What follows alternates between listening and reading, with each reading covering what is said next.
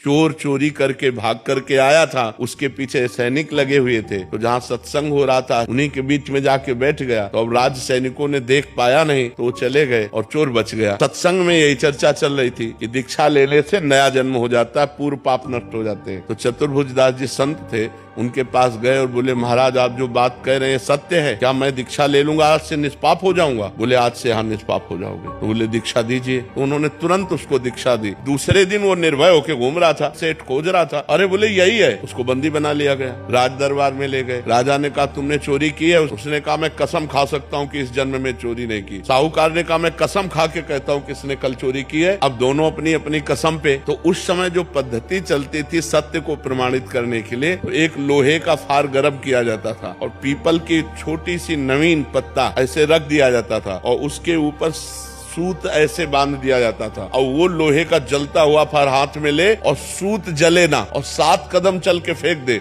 वो सत्य माना जाता था। तो ऐसा ही चोर के साथ किया गया। जे ही पूरी पद्धति करके ऐसे फार और 7 कदम चला, फेंक दिया, बिल्कुल सूत ज्यों का त्यों। अब तो राजा ने सेठ को कहा ऐसे फांसी दो। जब उसकी फांसी की बात कही तो बोले सरकार नहीं वो भी सही है। बोले कहानी ये है कि हमने कल चोरी की थी लेकिन फिर हमने दीक्षा ले ली, तो दीक्षा से नया जन्म हो जाता है, इसलिए मैंने इस जन्म में चोरी नहीं की। इस बात से वो राजा बड़े प्रभावित हुए।